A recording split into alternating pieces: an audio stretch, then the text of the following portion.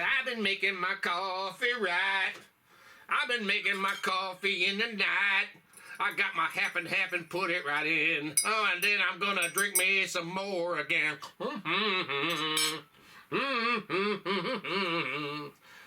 Woo! Yeah, baby.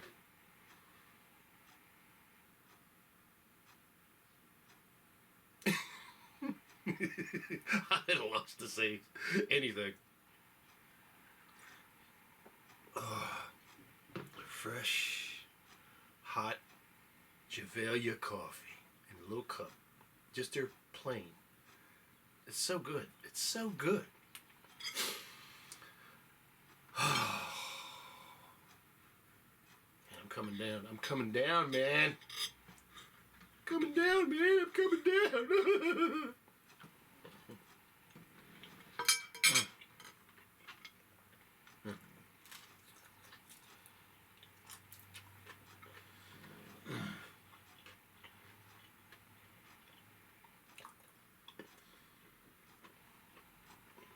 What a magnificent mix of flavors.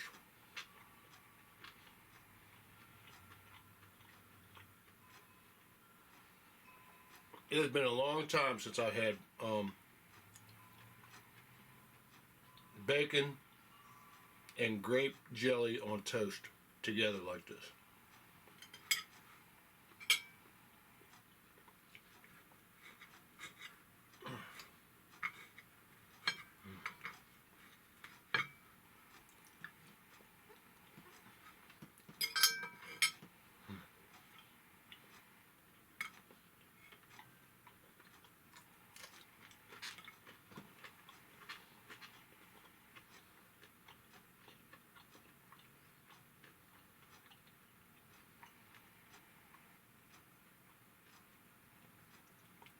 That is an amazing taste sensation right there.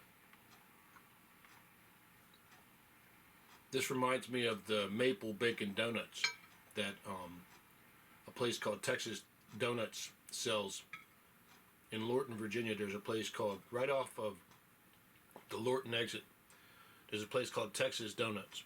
It makes the best donuts I've ever ate anywhere at any time in my life. I'm talking about better than all the other Texas donut places, because there are other Texas donut places. This place is run by a family, a wonderful family.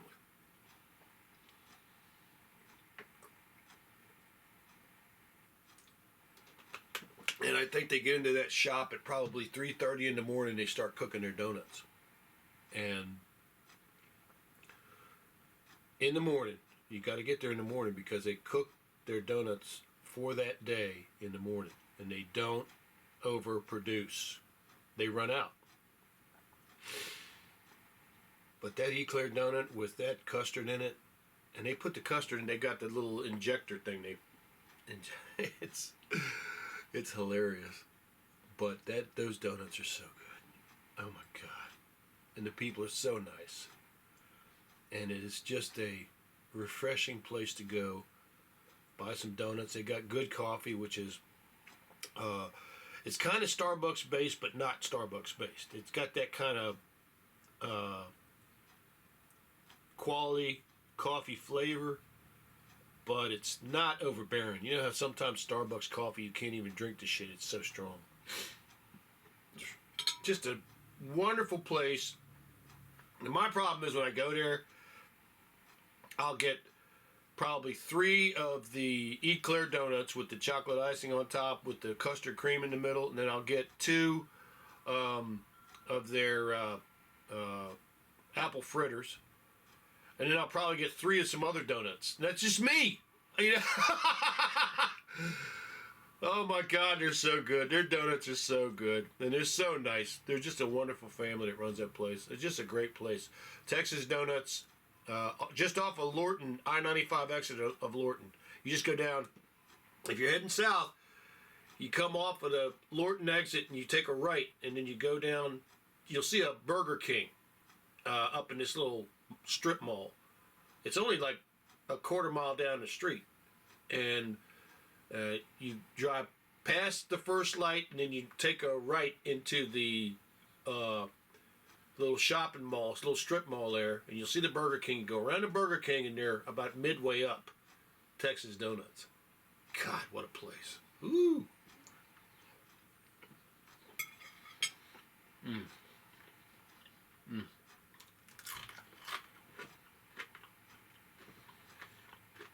Mm. Hey, she ate it. All right, knucklehead. All right, well.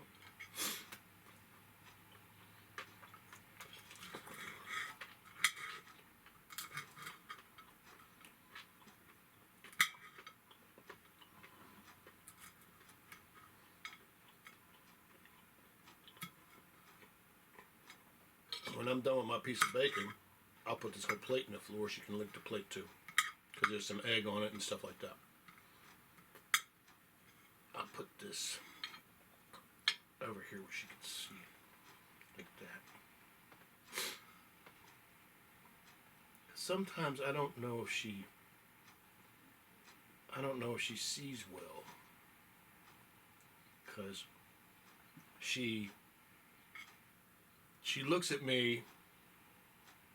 Sometimes I wonder if she has my cat has some memory problems. But if she smells me, I let her smell my hand every time I come in the door. And she recognizes me, and she'll rub her face against me.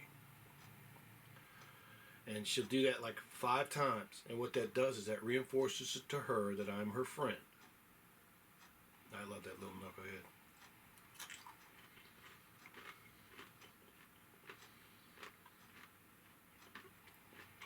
That's for her. That's for Knucklehead. Love you, little monster. Now here's where it happens. Here's where I get my shit.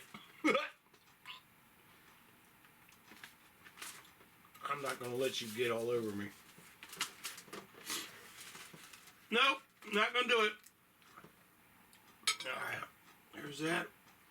Here's that. There's Knucklehead's bacon. Here you go, Knucklehead. Wherever you're at. She likes to go off and just chill out. You know, cats do that kind of shit. They go off somewhere and they'll go to sleep for a couple hours. Then they get up and they rumble around. Usually my Knucklehead comes up to me and she wants me to feed her. She will literally eat every 2 hours if I feed her. But that's why I feed her small amounts. I'll feed her one of those cans. It's like a big can of tuna. I'll get 4 feedings out of that. Because what I do is I take my plate, a plate like this, just a clean, fresh plate, and I put a dab of food in the middle of it, and then I'll run it out to the sides. I really wondered if I need to stop feeding her on these plates, because she licks these plates.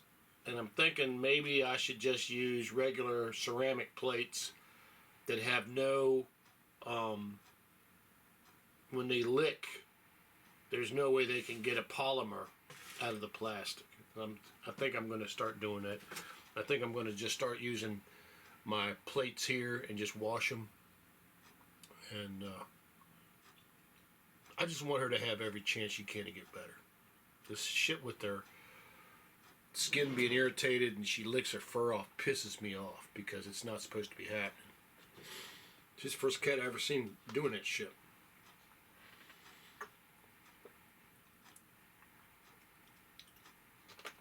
But it's got better. As long as I don't feed her dry food, and as long as I don't feed her anything from Purina and Blue, it's way better. Way better. She cannot eat anything from Purina. Nothing. I don't know what the hell they're putting in their food. But this was very delicious, and it went into 2 videos, and I know it did because it's already an hour long. It's probably going to go into 3 videos. But it won't, because we're almost done here. And I want to thank you all for coming with me on this trip, on this Sunday morning breakfast. I hope you're having a wonderful weekend. Yes, I got to get on the floor and do this exercise, because I'm feeling the weaknesses down here above my junk. And I don't want to rip a muscle. I can't be like my brother. I can't have a double hernia because I don't have any family at home to take care of me. And there's no part where I get to get my guts cut open and get a mesh put in there. And the doctor says, well, you can't do anything. You can't lift anything for 3 months. Dude, my tools weigh 200 pounds. Now, obviously, I don't lift up 200 pounds at a time. I'm not the Incredible Hulk. But each of those boxes weighs between 40 and 20 pounds each. And they can fucking hurt to move. Just regular. So, I gotta stay healthy. Anyway, the update on the race is we're in lap 15 of 63, and Verstappen's leading as usual. Nothing's changed.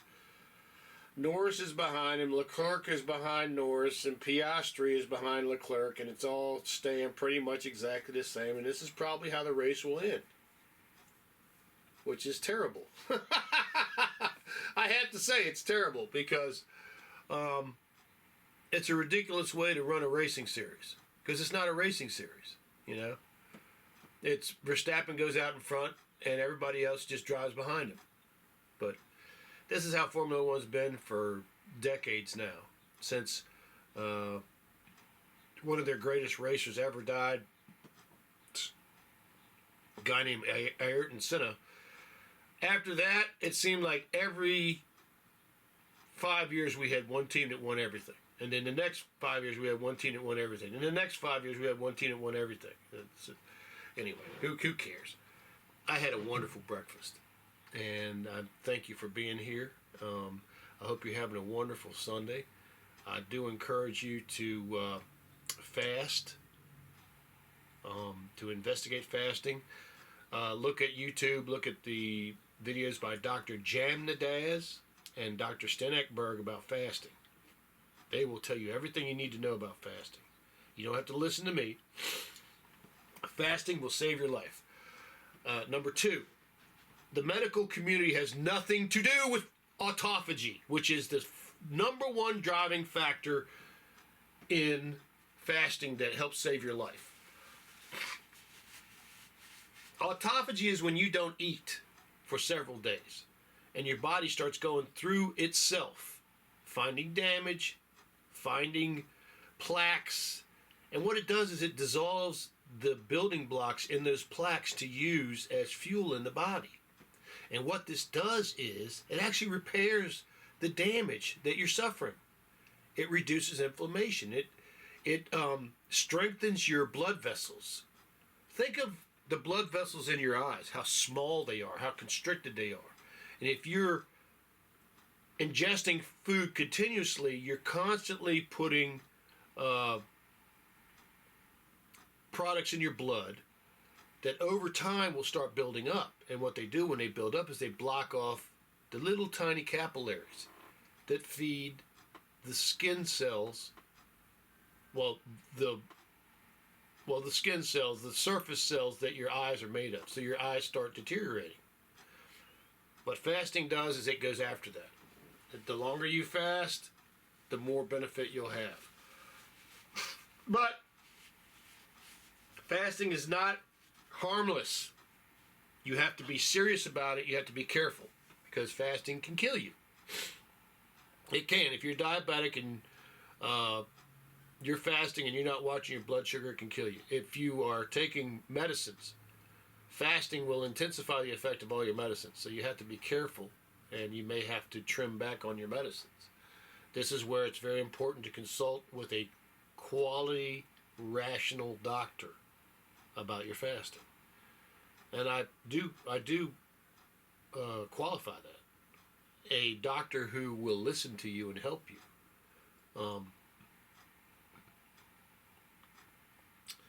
But I do encourage you to fast. I also encourage you to please look at everything you buy and don't buy anything that has aspartame or sucralose in it. Those two sweeteners are actually very highly addictive, very damaging chemicals. Sucralose just destroys your intestines and your stomach. If you're having irritable bowel syndrome, it will definitely cause that. And sucralose is so toxic that once you stop ingesting any of it, it still takes 2 weeks for your body, not 2 weeks, 2 months. 2 months for your body to repair itself to where the symptoms will go away. So don't ever think that if you stop ingesting sucralose for a week or 2 weeks, that you're out of the woods. Don't think, oh, I don't feel any different, so I'm just going to keep drinking this stuff. No, you got to wait 2 months, 8 solid weeks for your body to readjust. And you should be drinking a lot of water. It's going to be very hard for you to drink water after drinking sucralose. It's a very strange thing with sucralose is that it damages the inside so bad that natural water becomes an enemy. It becomes uncomfortable to drink.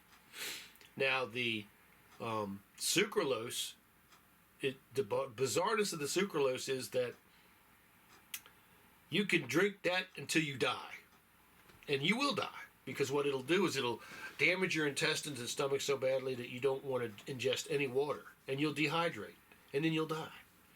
But before that happens, you'll suffer so badly, and the doctors won't know what it is because the doctors are morons. It doesn't make them any money to tell you, guess what? You need to stop drinking anything that has sucralose in it. You need to stop drinking anything that has aspartame in it. That is the simple solution. That is the simplest way you can help yourself. But they will never tell you to do that. They just won't. Now, I have seen, and I have heard firsthand from some people who contradict that. And it's wonderful to hear. I was talking to a lady at Charlestown. And I mentioned about aspartame. I said, you don't drink diet sodas, do you? She says, oh, no. She says, my doctor told me the aspartame was causing my heart palpitations. You know what?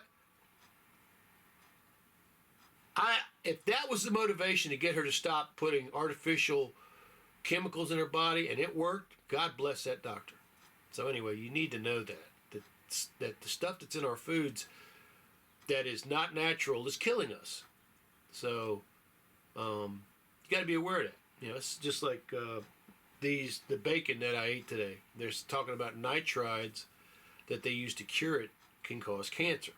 So you have to be careful about that too. But by and large, everything I ate today was a naturally derived product. The only thing that was processed was the bacon to make it last longer and to give it a certain flavor. This has been wonderful. This was a wonderful breakfast. I did not expect, I actually didn't want to film this. I wasn't going to film this. But the good Lord works in strange ways, and I filmed it. And this was wonderful. Please have a wonderful day. Have a wonderful Sunday. I've got to go in here and take a shower and get ready to go to church.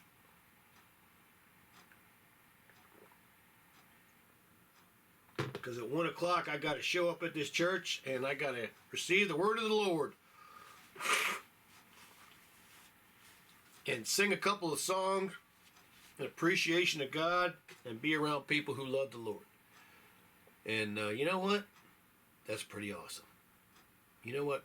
We got a pretty awesome country. We really do. Full of pretty awesome people. And you're one of them. And I want to thank you for watching the video. Please let God into your life. He's right next to you.